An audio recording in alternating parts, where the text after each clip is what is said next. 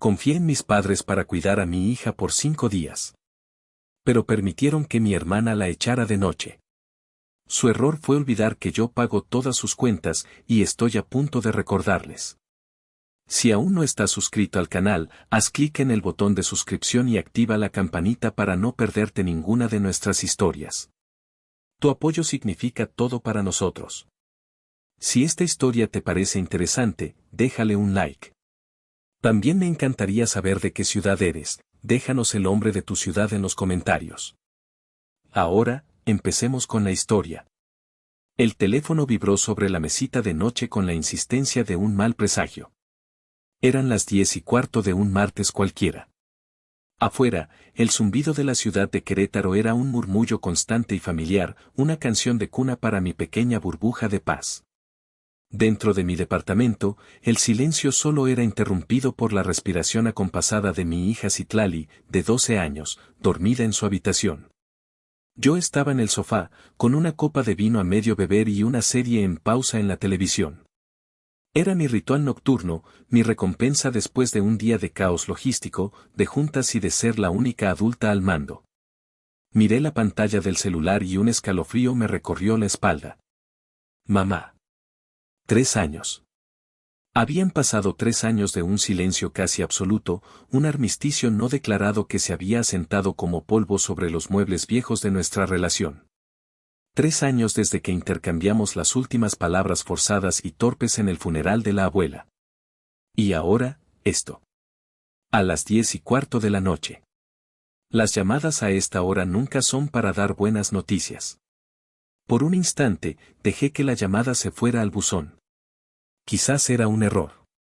Quizás había marcado sin querer. Pero un segundo después, el teléfono volvió a vibrar, más urgente esta vez. Sabía que no podía ignorarlo. Con un suspiro que me salió del alma, deslicé el dedo por la pantalla. ¿Bueno? Dije, mi voz más cautelosa que de costumbre. ¿Noelia? Hija, soy yo. La voz de mi madre, Amalia, sonaba rota, ahogada por un sollozo que luchaba por contener. Era el mismo tono que usaba cuando quería algo, un arma de manipulación que yo conocía demasiado bien. Pero esta vez, había algo más. Un pánico genuino que se filtraba por las grietas de su actuación. Mamá, ¿qué pasa? ¿Estás bien? Son más de las 10. No, no estoy bien, nada está bien, sollozó. Tienes que venir, Noelia. Tienes que venir a la casa ahora mismo. Es una emergencia. Tu padre y yo, no sabemos qué hacer. Mi mente se puso en modo de crisis, el mismo que usaba en el trabajo cuando un contenedor se quedaba atascado en la aduana. ¿Qué emergencia? ¿Le pasó algo a papá? ¿A Jimena? Hubo una pausa, y en ese breve silencio, lo supe. Siempre se trataba de Jimena. Es complicado, hija. Por teléfono no. Por favor, solo ven. Te necesitamos. Sentí cómo se me revolvía el estómago. Te necesitamos. Qué fácil le salían esas palabras ahora. ¿Dónde estaban cuando yo los necesité? De repente, ya no estaba en mi moderno y minimalista departamento en el centro de Querétaro. Estaba de nuevo en aquella sala de estar sofocante, con sus muebles oscuros y olor a cera, a mis 18 años. Tenía en mis manos la carta de aceptación del TEC de Monterrey, mi sueño, mi pasaporte para salir de allí. Y estaba viendo cómo mi madre, con esa misma voz falsamente compungida, me explicaba que mis ahorros de toda la vida, el fondo que mis abuelos y yo habíamos construido peso a peso, se iban a usar para la boda de mi hermana mayor, Jimena. Tu hermana necesita una boda digna, Noelia, había dicho, sin mirarme a los ojos. Es un evento único en la vida. Tú eres inteligente, ya encontrarás la manera. Pide un préstamo, como todo el mundo. Jimena, sentada a su lado, había sonreído. Esa sonrisa suya, dulce por fuera pero llena de un triunfo cruel por dentro. Mi padre, Lázaro, solo miraba al suelo, como siempre. Ese día juré que nunca más volvería a necesitar nada de ellos. Y lo había cumplido. Noelia, ¿sigues ahí? la voz de mi madre me trajo de vuelta al presente. Cerré los ojos. Pensé en Citlali, durmiendo plácidamente, ajena a todo este veneno. Pensé en la paz que tanto me había costado construir. Parte de mí quería colgar, bloquear su número y seguir con mi vida. Pero otra parte, esa estúpida y terca parte que aún albergaba la esperanza de una familia normal, me susurró que no podía. Si algo le había pasado a mi padre, no me lo perdonaría. Voy para allá, dije, con una voz que sonaba fría y distante, como si fuera de otra persona. Pero más les vale que sea una emergencia de verdad, mamá. Colgué antes de que pudiera responderme. El vino en mi copa de repente sabía amargo. La paz de mi hogar se había hecho añicos. Afuera, la ciudad seguía con su vida, pero dentro de mí, una vieja guerra acababa de reanudarse. El trayecto en coche a casa de mis padres se sentía como un viaje en el tiempo. Cada semáforo en rojo, cada calle familiar, era una parada en mi museo personal de agravios, una galería de heridas que yo creía haber cerrado con llave.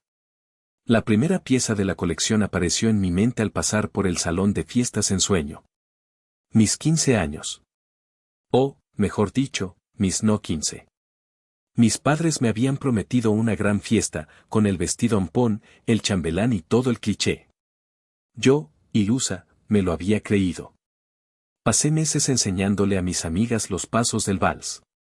2 meses antes de la fecha, mi madre me sentó en la cocina. Hija, lo siento tanto, empezó con su tono de mártir profesional. Tu hermana Jimena necesita brackets.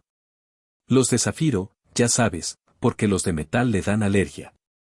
Y el ortodoncista es carísimo. La fiesta se canceló. En su lugar, tuvimos una cena familiar en casa. Jimena sonrió toda la noche, con su boca llena de metal que, curiosamente, no le dio ninguna alergia. Yo me pasé la noche encerrada en mi cuarto, llorando sobre el vestido barato que me habían comprado para no dejar pasar la fecha. Más adelante, al pasar por la sucursal de Banorte donde abrí mi primera cuenta de ahorros, la pieza central del museo se iluminó con una luz cruda y dolorosa, el fondo universitario. La escena era tan vívida que casi podía oler la cera con la que mi madre pulía obsesivamente los muebles. Yo tenía 18 años, la carta del TEC de Monterrey en una mano y mi estado de cuenta en la otra. Había trabajado los fines de semana desde los 15, había ahorrado cada peso de mis domingos, cada regalo de cumpleaños. La abuela había aportado la mayor parte. Era mi boleto dorado. Es que el prometido de Jimena, Rodrigo, viene de una familia importante, había explicado mi padre, Lázaro, sin levantar la vista de sus zapatos. No podemos hacer una boda sencilla. ¿Qué diría la gente? ¿Y qué dirá la gente cuando su otra hija no vaya a la universidad? Repliqué, mi voz temblando de rabia y decepción. No seas dramática, Noelia, intervino mi madre, Amalia. La boda es ahora. La universidad puede esperar. Además, Rodrigo tiene contactos. Quizás pueda conseguirte un buen trabajo después. No necesitas un título para eso. Jimena, mi hermana 2 años mayor, la princesa de la casa, me miró con una falsa compasión que me revolvió el estómago. Ay, hermanita. No te preocupes.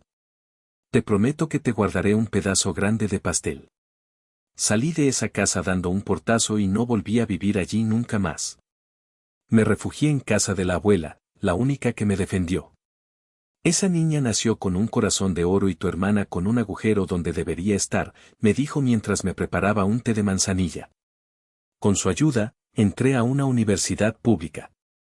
Me gradué con honores, conseguí un buen trabajo, me casé, tuve a Citlali, me divorcié amistosamente y empecé a construir mi propio imperio, pequeño pero mío.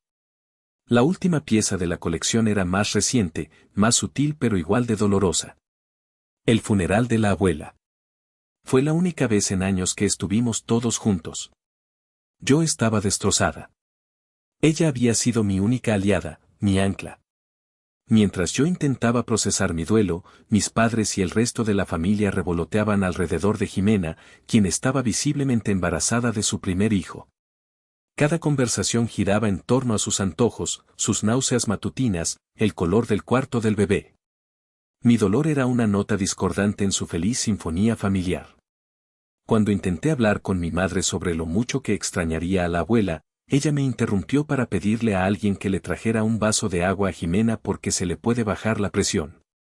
En ese momento comprendí que ni siquiera la muerte de su propia madre podía desviar el foco de atención de su hija adorada. Para ellos, yo siempre sería un personaje secundario en la gran obra de teatro de la vida de Jimena. Cuando finalmente estacioné frente a la casa de mi infancia, apagué el motor y me quedé un minuto en silencio. La fachada, que antes me parecía imponente, ahora se veía descuidada. La pintura estaba descarapelada en algunos sitios y uno de los faroles del porche parpadeaba erráticamente. Esta casa ya no era un hogar, era el mausoleo de una familia que pudo haber sido y nunca fue. Era el escenario de todos mis fantasmas. Y yo, estúpidamente, estaba a punto de entrar de nuevo. Abrí la puerta con la llave que, sorprendentemente, aún funcionaba. El interior de la casa olía a encierro y a una mezcla de fabuloso y desesperación. Los muebles de caoba que mi madre tanto presumía ahora parecían opacos y cansados, cubiertos por una fina capa de polvo que la luz del porche revelaba sin piedad. Mis padres estaban sentados en el sofá de la sala, juntos, como dos náufragos en una isla desierta. Mi madre, Amalia, se levantó de un salto en cuanto me vio. Tenía los ojos hinchados y el maquillaje corrido. Mi padre, Lázaro, apenas levantó la vista, su postura encorvada hablaba de una derrota que iba más allá de lo económico. «Hija, gracias a Dios que viniste», dijo mi madre, corriendo a abrazarme. Un abrazo flojo, casi teatral. Me mantuve rígida. «¿Cuál es la emergencia, mamá?», pregunté, yendo directo al grano. No estaba de humor para sus dramas. Fue mi padre quien habló, su voz un murmullo ronco. «El banco nos va a quitar la casa». Sentí un hueco en el estómago, pero no de sorpresa. Era una sensación de inevitabilidad, como ver un tren descarrilarse en cámara lenta. «¿Cómo?», pregunté, aunque ya sabía la respuesta. Siempre había una sola respuesta. Mi madre se sorbió la nariz y sacó un fajo de papeles de una carpeta sobre la mesita de centro. Eran notificaciones del banco, cartas con membrete de un despacho de abogados, todas con sellos rojos de urgente y aviso final. «Fue idea de Rodrigo, el marido de tu hermana», comenzó a explicar Amalia, ya en su papel de víctima. «Él es un visionario, Noelia.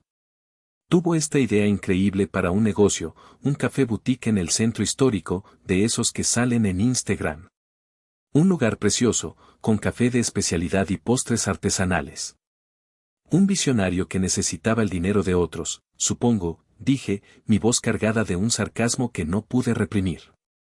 «Necesitaban capital inicial», continuó ella, ignorando mi comentario. «Nos pidieron que los apoyáramos. Dijeron que era una inversión segura. Tu hermana estaba tan emocionada. Nos convencieron de hipotecar la casa».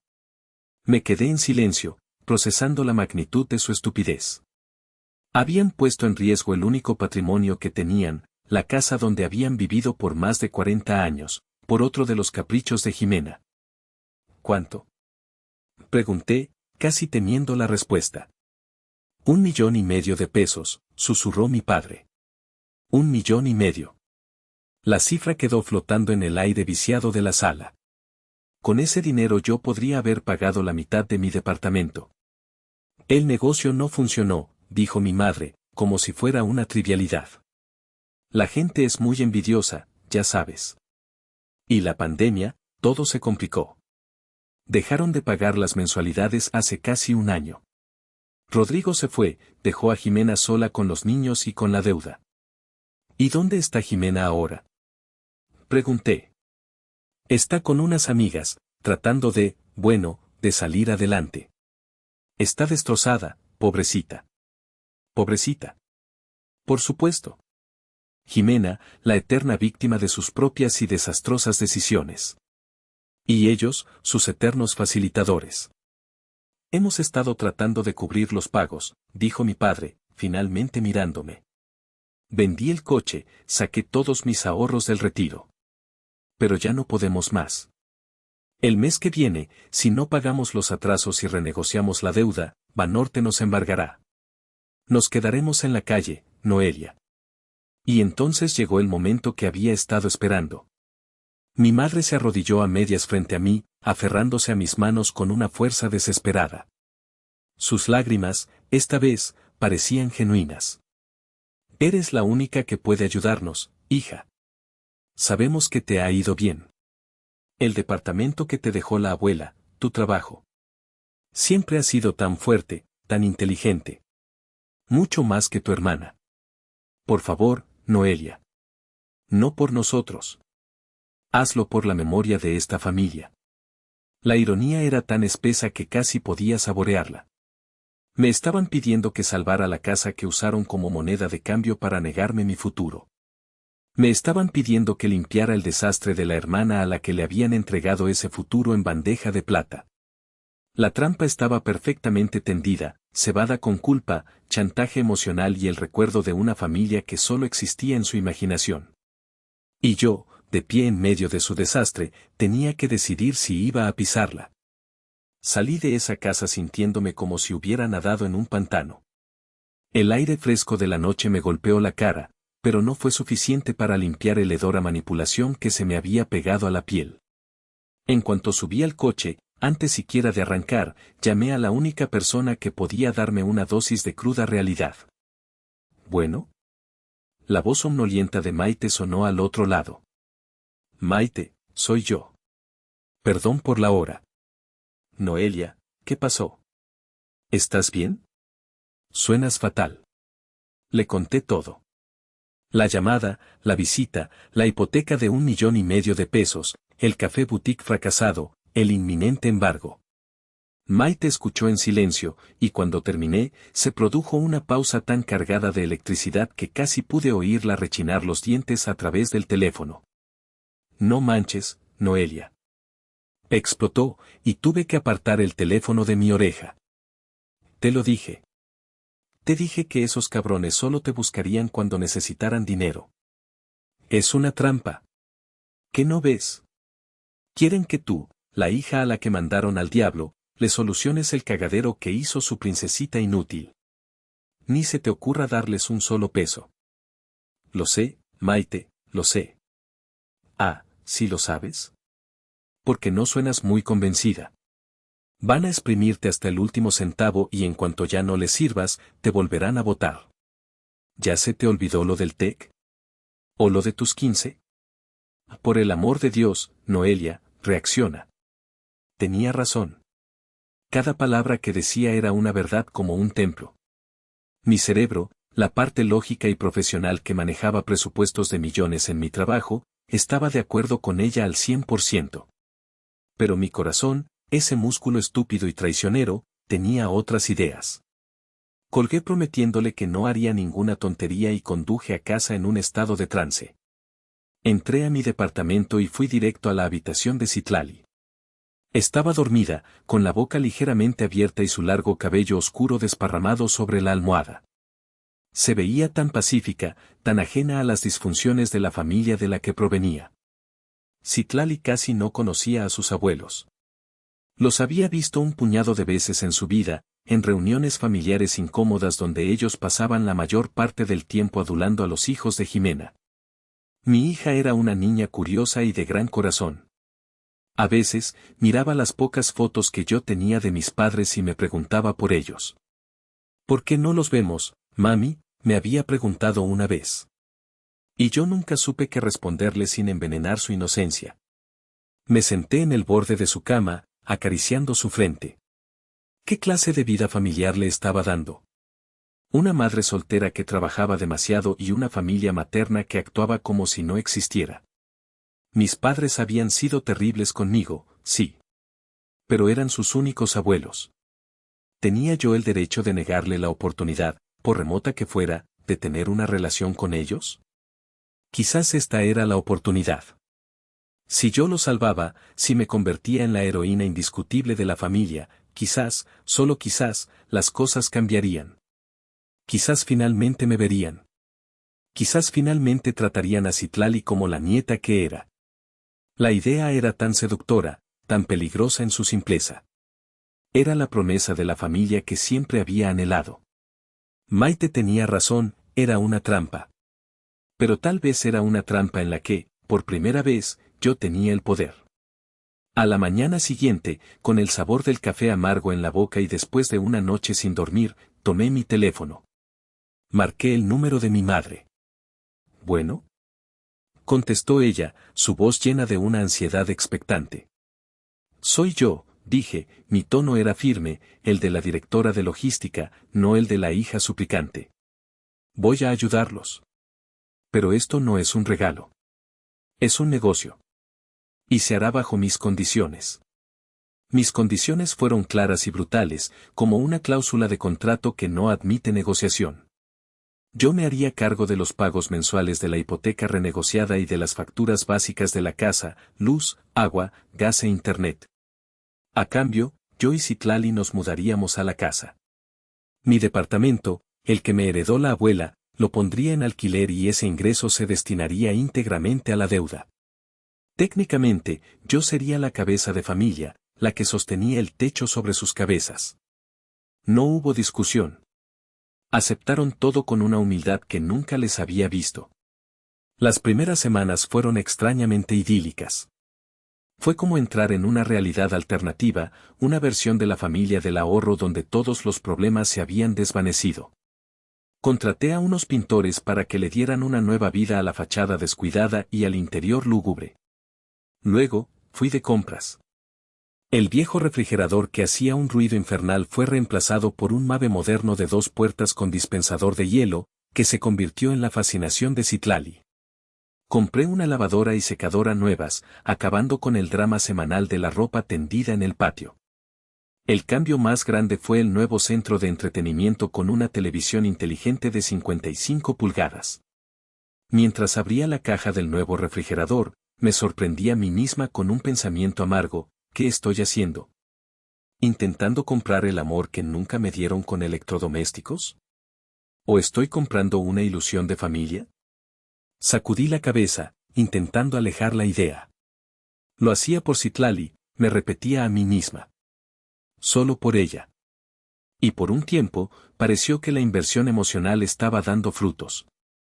Mi madre, Amalia, liberada del estrés financiero, volvió a ser la mujer que recordaba de mi infancia más temprana. Todas las mañanas, la casa olía a café recién hecho y a huevos a la mexicana. Me preparaba el desayuno y me lo empacaba para el trabajo. Recogía a Citlali de la escuela, la ayudaba con la tarea e incluso empezaron a hornear galletas juntas, algo para lo que yo nunca tuve paciencia. Mi padre, Lázaro, pareció rejuvenecer. Con menos presión y sin tener que hacer trabajos pesados, sus dolores de espalda disminuyeron. Desempolvó un viejo tablero de ajedrez y empezó a enseñarle a Citlali. Sus partidas se convirtieron en un ritual de las tardes de domingo, un momento de concentración silenciosa y risas ocasionales que llenaba la casa de un calor desconocido para mí. Al ver a mi hija tan feliz, tan integrada, me permití relajarme. En el trabajo, mi rendimiento se disparó. Sin la preocupación constante de quién cuidaría a Citlali si yo tenía que quedarme hasta tarde, pude enfocarme por completo. Mi jefe lo notó. Noelia, me dijo un día en su oficina. Tu dedicación en los últimos meses ha sido excepcional. Hay una nueva posición de gerente regional de logística. Implica más responsabilidad y viajes ocasionales, pero también un aumento significativo. ¿Te interesa? En el pasado, habría dicho que no sin dudarlo. ¿Viajes? ¿Siendo madre soltera? Imposible. Pero ahora, con mis padres como una aparente red de apoyo, la palabra que salió de mi boca me sorprendió incluso a mí misma. Sí, dije, con una confianza que no había sentido en años. Acepto. Los primeros meses de esta nueva vida fueron un paraíso artificial, un espejismo en el desierto de mi historia familiar. Yo llegaba a casa cansada del trabajo y encontraba la cena caliente, la ropa limpia y a mi hija contándome emocionada cómo le había ganado una partida de ajedrez a su abuelo. Por primera vez en mi vida, sentí que pertenecía a ese lugar. Me permití bajar la guardia, creyendo, estúpidamente, que había logrado reescribir la historia. Creí que el dinero, mi dinero, había comprado la paz. Fue un error de cálculo que me costaría muy caro. El paraíso, como todos los paraísos falsos, empezó a mostrar sus grietas. Al principio eran fisuras finas, casi imperceptibles, pero que delataban la podredumbre que se escondía debajo. Comenzó con las llamadas telefónicas. Mi madre, Amalia, tenía la costumbre de llevarse el celular a su habitación o al patio trasero para hablar. Su voz se convertía en un susurro conspirador. Yo sabía, sin necesidad de preguntar, que al otro lado de la línea estaba Jimena. Después de esas llamadas, mi madre solía salir de su cuarto con los ojos enrojecidos y una actitud extrañamente defensiva, como si se preparara para una batalla. Un día, mientras le ayudaba a configurar su nueva tableta, comprada por mí, por supuesto, vi una notificación en la pantalla de su celular. Era de su aplicación bancaria, transferencia exitosa a Jimena R por 2,000 pesos MXN. Fruncí el ceño. 2,000 pesos no era una fortuna, pero se suponía que yo estaba cubriendo todos los gastos para que ellos no tuvieran que preocuparse. Decidí confrontarla esa misma noche, con la mayor calma que pude. Mamá, vi que le mandaste dinero a Jimena, dije, mientras lavábamos los platos de la cena. Pensé que el acuerdo era que yo me hacía cargo de todo para que ustedes pudieran estabilizarse. Se puso rígida al instante. Dejó de secar un plato y se giró para mirarme, sus ojos se entrecerraron. Tu hermana necesita ayuda, Noelia. Está pasando por un momento muy difícil. Esos 2,000 pesos eran para pañales y leche para mis nietos. ¿O pretendes que deje que tus sobrinos pasen hambre? El chantaje era tan obvio, tan burdo. Claro que no, mamá. Pero yo estoy pagando una hipoteca que ella no pagó. Estoy pagando las cuentas de esta casa. El dinero que te queda de tu pensión se suponía que era para sus gastos personales, no para seguir financiando la irresponsabilidad de Jimena. Tú no lo entiendes. Espetó, su voz subiendo de volumen. Y Jimena no tiene la culpa de que ese bueno para nada de su marido la abandonara. Tiene 2 hijos que mantener. Y yo tengo una hija que mantener y todas las deudas de ustedes. Repliqué, sintiendo como la frustración me quemaba la garganta. No es lo mismo. Tú siempre has sido la fuerte, dijo, y con esa frase lapidaria, dio por terminada la conversación. Se dio la vuelta y se fue a su cuarto, dejándome sola en la cocina con el eco de sus palabras. Tú siempre has sido la fuerte. No era un halago. Era una condena. Un par de semanas después, recibí una llamada de mi tío Bruno, el hermano menor de mi madre. Él y yo siempre habíamos tenido una relación cordial pero distante, era un hombre bueno que había decidido mantenerse al margen del drama familiar. Noelia, sobrina, ¿cómo estás? Su voz sonaba preocupada. Bien, tío, ¿y tú? ¡Qué milagro! Escucha, no tengo mucho tiempo. Tu madre me llamó ayer. No sé en qué estás metida, pero ten mucho cuidado. Me estuvo preguntando cómo podría sacar un pequeño préstamo poniendo como garantía los muebles nuevos que compraste. Sentí que el suelo se abría bajo mis pies. ¿Qué? Y eso no es todo, continuó, bajando la voz. Me enteré por un primo que trabaja en una agencia de viajes. ¿Sabes por qué realmente quebró el café de tu hermana? No fue solo mala administración. Ella y el zángano de su marido sacaron casi 400,000 pesos del préstamo, supuestamente para equipo de cocina importado, y se fueron un mes de viaje por Europa. Compraron bolsas de diseñador y se quedaron en hoteles de lujo. Tus padres lo sabían, Noelia. Lo supieron desde el principio y te lo ocultaron. Colgué el teléfono, mi mano temblaba. Me senté en la escalera, incapaz de procesar la magnitud de la traición. No era solo estupidez o debilidad. Era complicidad. Me habían mentido deliberadamente, usándome como su cajero automático para limpiar un desastre mucho más sucio de lo que me habían hecho creer. Miré a mi alrededor, a las paredes recién pintadas, a los muebles nuevos. Todo se sentía falso, una escenografía carísima para una obra de teatro grotesca. Y yo era la única del elenco que no se sabía el guión. En ese momento, la pequeña y cálida llama de esperanza que había albergado en mi corazón se apagó, dejando solo cenizas frías y una amarga lucidez. Pero me quedé. Por Citlali. Me dije a mí misma que aguantaría un poco más, por ella. El golpe de gracia llegó una tarde de sábado. Yo estaba en el jardín con Citlali, intentando enseñarle a plantar un rosal, cuando un taxi se detuvo frente a la casa. La puerta trasera se abrió y de ella emergió Jimena, mi hermana, con la misma aura de caos y drama que siempre la rodeaba. Detrás de ella, el taxista empezó a bajar un número absurdo de maletas, la mayoría de marcas caras que claramente no se correspondían con la situación de alguien destrozada y sin recursos. Dos niños, mis sobrinos de 6 y 8 años a los que apenas conocía, salieron corriendo del coche y entraron a la casa como una plaga de langostas. Mi madre salió a recibirlos con los brazos abiertos y lágrimas en los ojos, como si estuviera recibiendo a una heroína de guerra. Mi padre se apresuró a pagarle al taxista y a meter el equipaje. Yo me quedé paralizada junto al rosal a medio plantar, con las manos llenas de tierra. Jimena me vio y me dedicó una sonrisa condescendiente. ¿Qué, hermanita? ¿Te sorprende verme? A falta de un marido decente, una tiene que volver al nido. Entró a la casa sin esperar respuesta, dejando la puerta abierta a su paso. Yo miré a Citlali, quien había dejado de cavar y ahora miraba la escena con los ojos muy abiertos, una expresión de confusión en su rostro. Vamos adentro, mi amor, le dije, mi voz sonando extrañamente calmada. La atmósfera de la casa cambió en cuestión de segundos. El remanso de paz artificial que habíamos construido se evaporó, reemplazado por un torbellino de ruido, desorden y exigencias. Jimena se instaló en el sofá como si fuera un trono, con el celular en la mano, ladrando órdenes. Mamá, muero de hambre. ¿No hay nada de comer en esta casa? Hay, y mis niños necesitan jugo, pero del orgánico, el otro les da alergia. Mis sobrinos, que claramente no habían sido educados con la palabra no, corrían por toda la casa. Subiéndose a los muebles con los zapatos puestos y manoseando la nueva televisión con los dedos llenos de grasa de unas papitas que habían sacado de la despensa. De repente, Citlali y yo nos volvimos invisibles.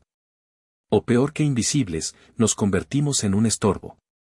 Esa tarde, era el día de la partida de ajedrez entre Citlali y mi padre. Mi hija se acercó a él con el tablero en la mano. Abuelo, ¿jugamos? Mi padre, que estaba inflando una pelota para mi sobrino, la miró con cansancio. Voy no, mija. Estoy un poco ocupado. Quizás mañana. Pero yo sabía que mañana nunca llegaría. Más tarde, Citlali, que había pasado la tarde dibujando, fue a enseñarle a mi madre su última creación, un retrato increíblemente detallado de nuestro perro, Mateo. Mira, abuela, lo que hice. Mi madre, que estaba escuchando embelesada el último chisme de Jimena sobre una de sus amigas, apenas le echó un vistazo. ¡Ay, qué bonito, mi amor! Ahora déjaselo a tu mamá, que estoy hablando con tu tía de cosas de grandes. Vi cómo la sonrisa de Citlali se desvanecía. Dobló cuidadosamente su dibujo, se dio la vuelta y subió en silencio a su habitación. Esa noche, cuando la casa finalmente quedó en silencio después de que Jimena y sus hijos se adueñaran de 2 de las 3 recámaras, me senté en la oscuridad de la sala. El paraíso no solo se había agrietado, se había derrumbado por completo. Y sobre las ruinas, Jimena había plantado su bandera. La gota no solo había derramado el vaso, había provocado una inundación. Y yo estaba atrapada en medio, viendo cómo mi hija se ahogaba en la indiferencia de su propia familia. Las siguientes semanas fueron un descenso a los infiernos de la convivencia tóxica. Jimena no hizo el más mínimo esfuerzo por buscar trabajo o por controlar a sus hijos. Pasaba los días en pijama, hablando por teléfono, quejándose de su exmarido y publicando selfies en Instagram con filtros que ocultaban la desesperación de su situación. La casa, que yo había mantenido impecable, se convirtió en un campo de batalla de juguetes tirados, platos sucios y ropa sucia acumulada. Y en medio de ese caos, Citlali se convirtió en el blanco. Jimena la trataba no como a una sobrina, sino como a una empleada doméstica a la que no tenía que pagar. Citlali, ya que no estás haciendo nada, recoge los juguetes de tus primos. Citlali, prepárame un café, pero que no esté muy caliente. Citlali, ¿puedes vigilar a los niños un rato? Me duele la cabeza.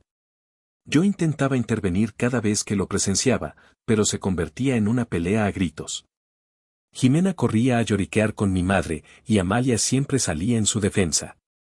No seas exagerada, Noelia. Solo le está pidiendo un favor. Entre familia hay que ayudarse. No es un favor, mamá. La está usando de sirvienta. Jimena está deprimida. Necesita nuestro apoyo. Tú, en cambio, tienes una vida perfecta. Un poco de humildad no te vendría mal. La situación llegó a un punto crítico una tarde de miércoles. Yo había logrado salir temprano del trabajo, con la intención de llevar a Citlali a tomar un helado, un pequeño escape de la atmósfera asfixiante de la casa. Al entrar, escuché la voz de Jimena, aguda y llena de veneno. Es que eres una inútil. Igual que tu madre. Y mira este desastre. Corrí hacia la sala y la escena me heló la sangre. Jimena estaba de pie, con las manos en la cintura, gritándole a Citlali. A los pies de mi hija había un vaso roto y un charco de leche derramada. Mis sobrinos miraban la escena desde el sofá, comiendo galletas como si vieran un programa de televisión. ¿Qué demonios está pasando aquí?, pregunté, mi voz temblando de furia. Lo que pasa es que tu princesita consentida no sabe hacer nada bien, espetó Jimena. Le pedí que le sirviera leche a sus primos y tiró el vaso. A propósito, estoy segura. Solo para molestarme. Miré a Citlali. Tenía los ojos llenos de lágrimas y el labio inferior le temblaba. No fue a propósito, tía. Tu hijo me empujó. Y mentira. Gritó Jimena. Siempre poniendo excusas. Perdí el control. Me interpuse entre mi hermana y mi hija. ¿Sabes qué, Jimena? Lárgate de mi vista. Y llévate a tus pequeños monstruos contigo. La discusión que siguió fue épica, un huracán de reproches y acusaciones que había estado gestándose por 30 años. Mis padres bajaron corriendo, alertados por los gritos, y como era de esperarse, se pusieron del lado de Jimena. Noelia, ¿cómo te atreves a hablarle así a tu hermana?, gritó mi madre, abrazando a Jimena, que ya había empezado a llorar con sollozos teatrales. Ella insultó a mi hija, repliqué, señalando a Citlali, que se había refugiado detrás de mí. Fue un accidente, dijo mi padre, con su habitual cobardía. Los niños son niños. Citlali ya es grande, debería tener más cuidado. Esa frase. Citlali ya es grande. Era la misma excusa que usaban para todo. Era su permiso para ignorarla, para exigirle, para culparla. Esa noche, después de acostar a Citlali, fui a la habitación de mis padres. Era mi último intento de razonar. Mamá, papá. Esto no puede seguir así, dije, tratando de mantener la calma. Jimena tiene que irse. O al menos, tiene que empezar a respetar a mi hija. Mi madre me miró, sus ojos fríos como el hielo. La única que tiene que cambiar aquí eres tú, Noelia. Tu actitud es egoísta. Esta es la casa de tu hermana tanto como la tuya. Yo estoy pagando por esta casa. Le recordé, mi voz subiendo de tono a pesar de mis esfuerzos. El dinero no te da derecho a todo, respondió ella. Jimena es nuestra hija y se quedará aquí el tiempo que sea necesario. Y tú y Citlali tendrán que aprender a convivir. Salí de su habitación sabiendo que había perdido. No, peor aún. Supe que nunca había habido una batalla que ganar. Para ellos, yo siempre estaría en el bando equivocado. Era la última advertencia que el destino me enviaba, la última luz roja antes del choque inevitable. Y yo, una vez más, la ignoré. Si te está gustando esta historia y quieres saber qué pasa a continuación, por favor, dale un like a este video. Suscríbete al canal si aún no lo has hecho y déjame un comentario diciéndome desde qué ciudad me estás escuchando. Cada comentario y cada like ayudan a que esta historia llegue a más personas. Muchas gracias por tu apoyo. La semana siguiente, recibí un correo electrónico que no podía ignorar. Un cliente clave en Seattle, una de las cuentas más grandes de la empresa, estaba teniendo problemas serios con nuestra cadena de suministro. Mi jefe fue directo: Noelia, necesito que tomes el primer vuelo. Tu presencia allí es indispensable para calmar las aguas. Es un viaje de 5 días, de lunes a viernes. Mi primer instinto fue decir que no. La idea de dejar a Citlali sola en esa casa, a merced de la tiranía de Jimena y la indiferencia de mis padres, me provocaba náuseas. Pero profesionalmente, rechazar este viaje sería un suicidio. Era la primera gran crisis desde mi ascenso, una prueba de fuego. Pasé el fin de semana con un nudo en el estómago. Intenté preparar a Citlali. Mi amor, mamá tiene que salir de la ciudad por trabajo. Son solo 5 días. Te llamaré todas las mañanas y todas las noches, ¿de acuerdo? ¿No puedo irme a casa de Maite?, preguntó, su voz apenas un susurro. El corazón se me encogió. Sabía que me lo pediría. Cariño, tus abuelos se ofenderían. Ya sabes cómo son. Solo, trata de no estar mucho tiempo a solas con tu tía. Quédate en tu cuarto, haz tu tarea, lee tus libros. Volveré antes de que te des cuenta. El lunes por la mañana, mientras preparaba mi maleta de mano, sentí una opresión en el pecho tan fuerte que me costaba respirar. Abracé a Citlali en la puerta con una fuerza que casi le saca el aire. Pórtate bien, te quiero mucho, le dije, tratando de que mi voz no se quebrara. Yo también te quiero, mami. Buen viaje, respondió ella, forzando una sonrisa que no le llegaba a los ojos. Detrás de ella, mi madre observaba la escena con una expresión indescifrable. Jimena ni siquiera se había dignado a salir de su habitación. Mientras el avión despegaba y veía las luces de Querétaro hacerse cada vez más pequeñas, no podía quitarme de encima la sensación de que estaba cometiendo un error terrible. Estaba volando hacia una crisis laboral, pero sentía que estaba dejando atrás una catástrofe a punto de estallar. Confié en mis padres para cuidar de mi hija durante 5 días. Confié en que, a pesar de todo, el instinto más básico de proteger a su nieta prevalecería. Fue la última vez que deposité mi confianza en ellos. Y pagué el precio más alto. Los primeros 3 días en Seattle fueron un infierno laboral. Juntas interminables, llamadas de conferencia a horas absurdas, análisis de datos hasta la madrugada. Apenas tenía tiempo para dormir, pero cumplía religiosamente con mis llamadas a Citlali. Hablábamos por la mañana antes de que ella se fuera a la escuela y por la noche antes de que se durmiera. Sus respuestas eran cortas, monosilábicas. Todo bien, mami, la escuela normal, sí, ya hice la tarea. Yo no atribuía al cansancio y a la diferencia de horarios. Me decía a mí misma que todo estaba bajo control. El jueves por la noche, alrededor de las 9, hora de Seattle, 11 de la noche en Querétaro, estaba en mi habitación de hotel, revisando unos documentos para la junta final del día siguiente. Mi teléfono sonó. Era Citlali. Me extrañó la hora. ¿Mi amor? ¿Qué haces despierta tan tarde?, pregunté, tratando de sonar alegre. Pero la respuesta que recibí fue un sollozo ahogado, un sonido que me congeló la sangre en las venas. Mamá. Su voz era pequeña, quebrada, casi irreconocible. El pánico se apoderó de mí. Me puse de pie de un salto. ¿Citlali? ¿Qué pasa? ¿Estás bien? ¿Dónde estás? Estoy afuera, logró decir entre jadeos. En la calle. Tía Jimena me corrió de la casa. El mundo se detuvo. Las paredes de la aséptica habitación de hotel parecieron encogerse a mi alrededor. No podía respirar. Mi hija de 12 años estaba en la calle, sola, a las 11 de la noche. ¿Qué? ¿Cómo que te corrió? ¿Dónde están tus abuelos? No. No hicieron nada, sollozó. Ella empezó a gritarme porque no quise lavarle su ropa.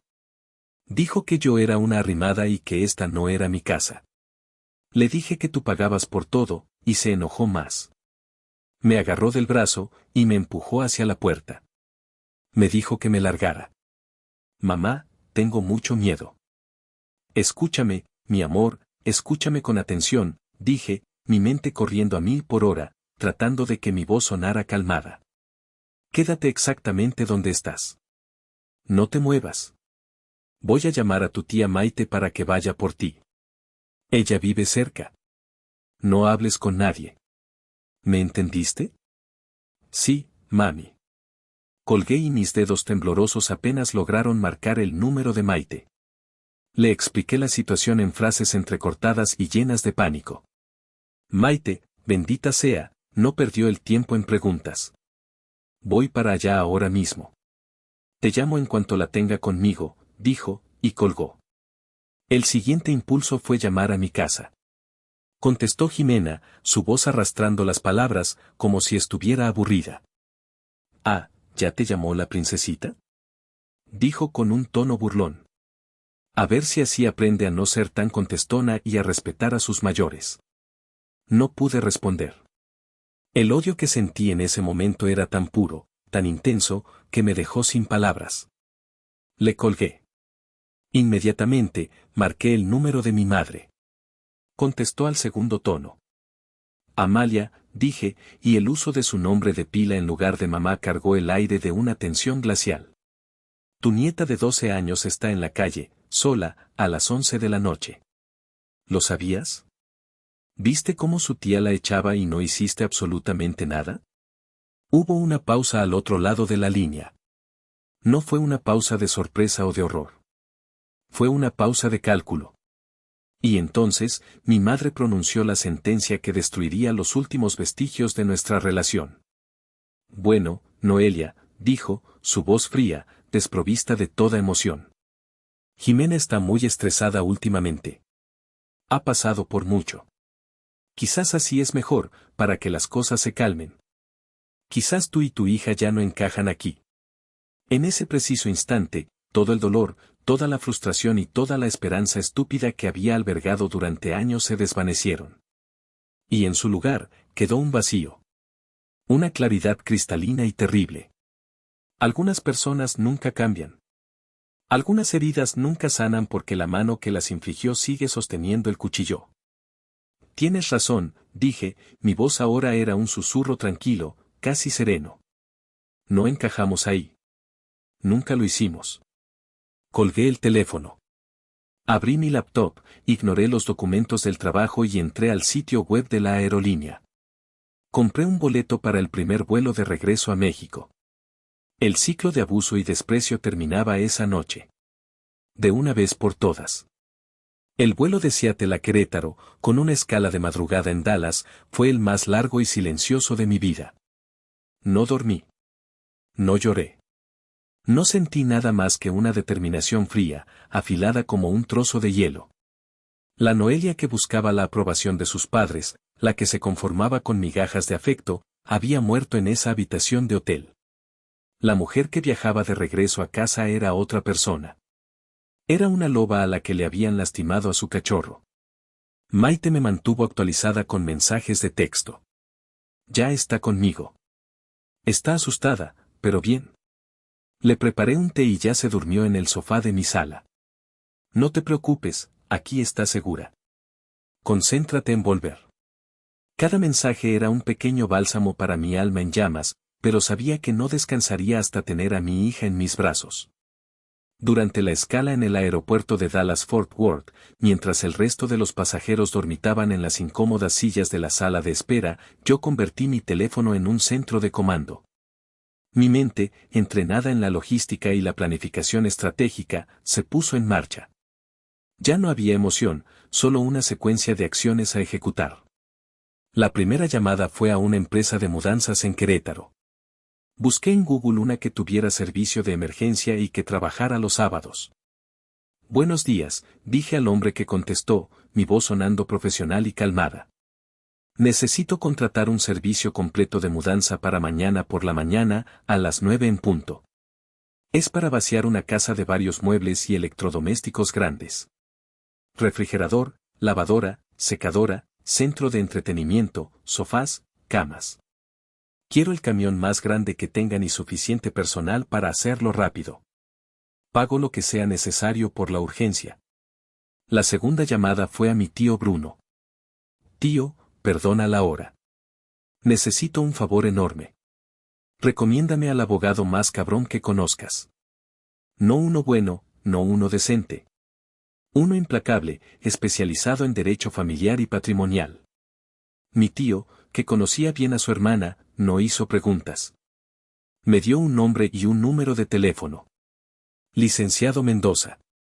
Dile que yo te recomendé. La tercera llamada fue al licenciado Mendoza. Le expliqué la situación de la manera más concisa y objetiva posible, la estructura del acuerdo financiero, la compra de los bienes, la violación del acuerdo verbal al permitir que mi hija fuera puesta en peligro y, finalmente, mi plan de acción. El abogado escuchó en silencio. Cuando terminé, solo dijo, ¿tiene los recibos y facturas de todo lo que compró a su nombre? Cada uno de ellos, guardados en una carpeta en la nube, respondí. Perfecto. Mañana a las 9 de la mañana, uno de mis asociados estará en la dirección que me dio. Él se encargará de la parte legal mientras la mudanza procede.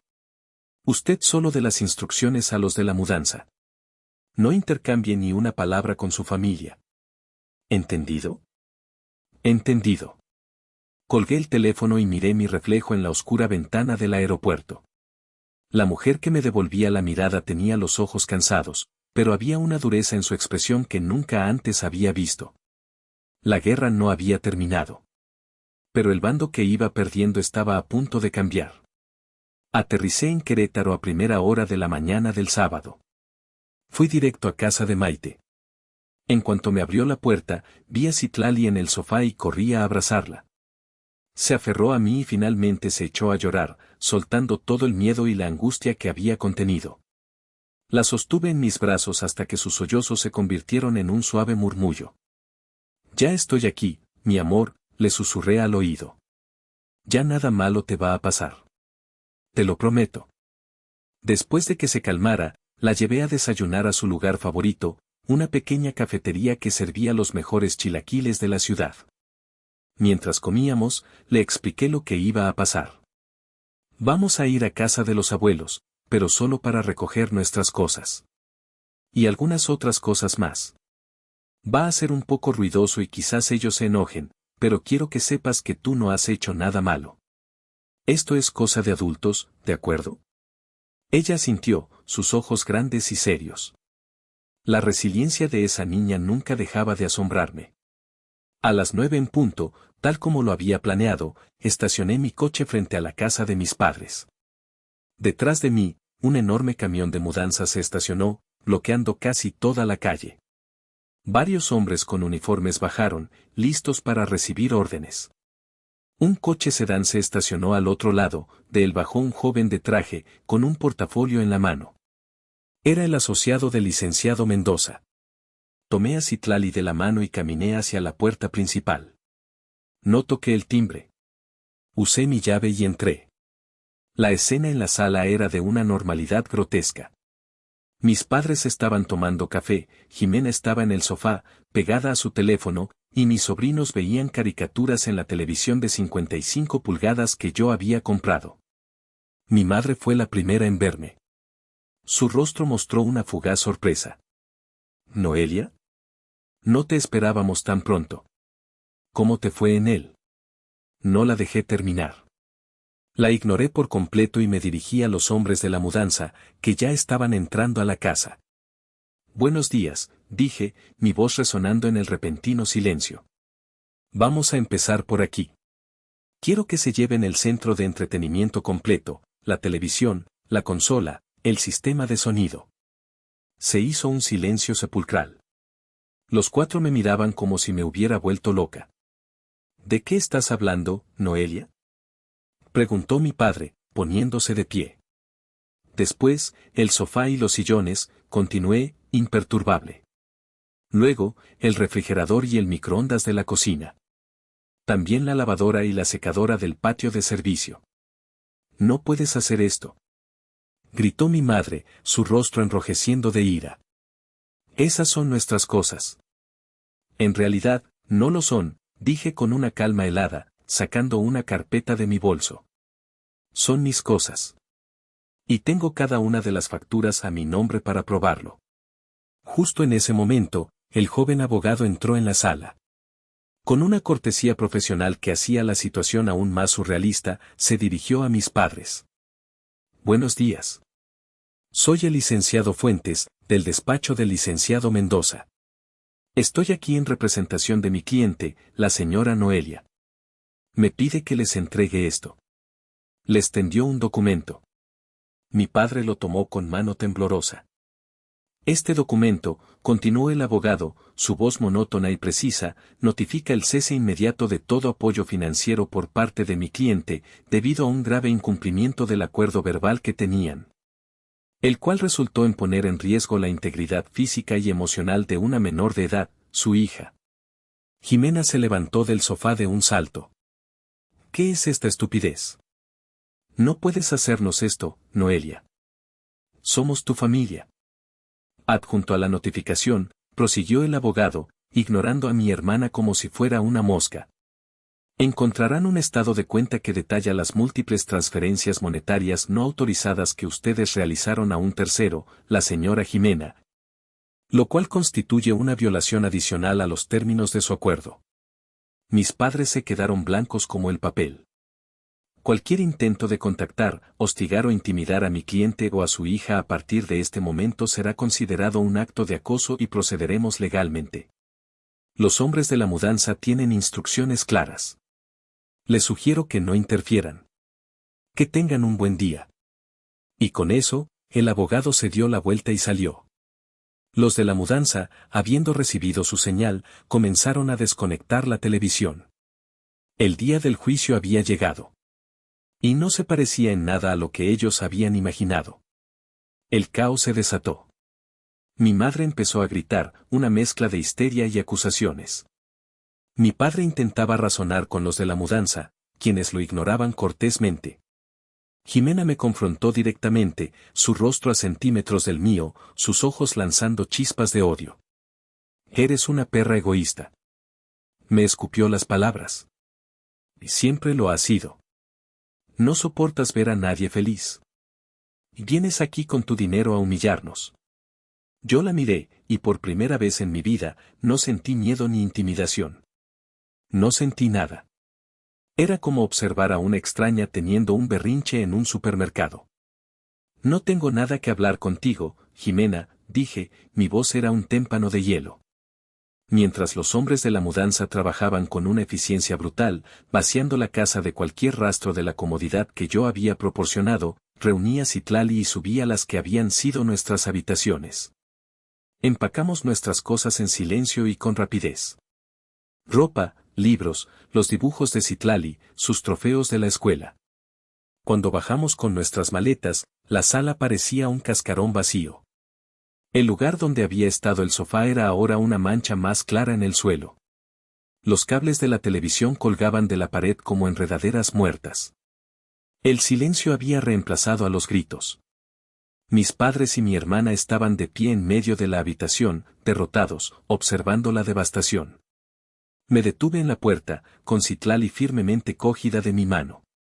Era el momento de la última palabra. La mía. Me dirigí a mis padres, ignorando a Jimena. Les di una oportunidad, dije, y mi voz, aunque baja, resonó en toda la casa. Les di la oportunidad de ser abuelos. No era para mí. Yo ya sabía quiénes eran ustedes. Era para ella. Apreté la mano de Citlali. Quería que tuviera la familia que yo nunca tuve. Mi madre comenzó a sollozar, un sonido hueco y sin convicción. Hija, por favor. Pero no pudieron evitarlo, ¿verdad? Continué, mi mirada fija en ellos. No pudieron evitar elegirla a ella, una vez más. Igual que hace 18 años, con mi futuro. La escogieron a ella por encima de todo. Pero esta vez fue diferente. Esta vez, al elegirla a ella, también eligieron en contra de su propia nieta. La vieron asustada, la vieron ser humillada, la vieron ser arrojada a la calle en medio de la noche, y no hicieron nada. Mi padre bajó la cabeza, incapaz de sostener mi mirada. Ese fue su último error conmigo. Se acabó. La deuda del banco es de nuevo su problema. Las cuentas son su problema. La casa es su problema. Su hija favorita es su problema. Consideren esto mi pago final por una vida entera de desprecios. Tomé a Citlali de la mano y caminé hacia la puerta. No hubo más súplicas. No hubo más gritos. Solo un silencio denso y pesado, el silencio de algo que se ha roto para siempre. Al cruzar el umbral y salir a la luz del sol, sentí como si un peso enorme, un peso que había estado cargando sobre mis hombros durante 36 años, finalmente se hubiera desvanecido. No miré hacia atrás. Ni una sola vez. Nos instalamos temporalmente en un hotel mientras la inquilina de mi departamento terminaba su contrato. Mi teléfono se convirtió en una zona de guerra. La tormenta de mensajes de voz y textos comenzó esa misma tarde. Primero, los de Jimena, una sarta de insultos y amenazas tan vulgares que me sorprendió que conociera tantas malas palabras. Luego, los de mi padre, mensajes cortos y torpes, apelando a un sentido del deber familiar que él mismo nunca había practicado. Noelia, piénsalo bien. Somos tus padres. No puedes dejarnos así. Pero los peores eran los de mi madre. Eran obras maestras de la manipulación, una sinfonía de chantaje emocional. Me enviaba fotos de la sala vacía. Fotos de mis sobrinos con cara triste. Largos párrafos llenos de lágrimas de cocodrilo y victimismo. No sé qué te hemos hecho para merecer esto. Después de todos los sacrificios que hicimos por ti y tu hermana. Tienes el corazón lleno de veneno, Noelia. Espero que algún día Dios te perdone. Los monos voladores, como los llamaba Maite, no tardaron en aparecer. Tías y primos con los que no había hablado en años de repente me llamaban para decirme lo mala hija que era, lo desagradecida, lo egoísta. Escuché los primeros 2 o 3 mensajes. Después, empecé a bloquear números sin piedad. Cada número bloqueado era como poner un ladrillo más en el muro que estaba construyendo alrededor de mi nueva vida. Una noche, mientras estábamos en la habitación del hotel, mi teléfono no paraba de vibrar sobre la mesa. Citlali, que estaba dibujando en la cama, me miró. ¿Son ellos otra vez?, preguntó. Asentí. ¿Por qué no les contestas? Dejé lo que estaba haciendo y me senté a su lado. Le mostré la pantalla, con la interminable lista de llamadas perdidas y mensajes sin leer. Porque nuestra paz vale más que todo su ruido, mi amor, le dije, pasando un mechón de pelo detrás de su oreja. Porque a veces, la mejor respuesta es el silencio. No les debemos nada. Ni una explicación, ni una discusión, ni un minuto más de nuestro tiempo. Ella me miró, y en sus ojos vi una comprensión que iba mucho más allá de sus 12 años. Apagué el teléfono. Y en el silencio que siguió, ambas supimos que habíamos tomado la decisión correcta. Nos teníamos la una a la otra. Y eso, por primera vez, se sentía como más que suficiente. Un año después. La vida se había asentado en una nueva y hermosa normalidad.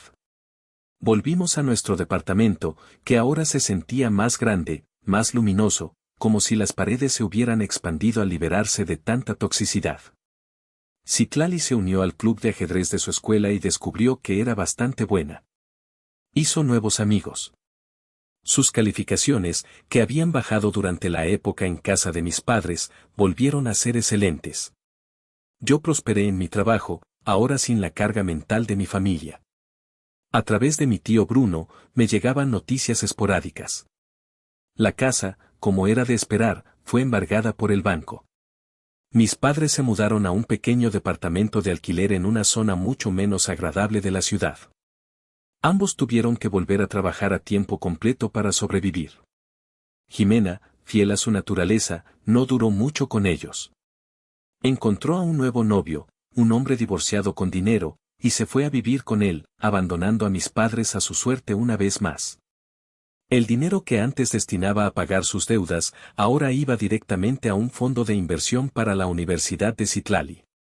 Un día, mientras revisábamos el estado de cuenta en línea, le mostré cómo sus ahorros estaban creciendo. Esto es tuyo, mi amor, le dije. Y te prometo que nadie, nunca, te lo va a quitar para la boda de nadie. Ella sonrió, una sonrisa genuina, brillante, sin rastro de la ansiedad que había nublado su rostro durante tanto tiempo. ¿Puedo estudiar diseño gráfico en la Ciudad de México? Puedes estudiar lo que quieras, donde quieras, le respondí, abrazándola. El cielo es el límite.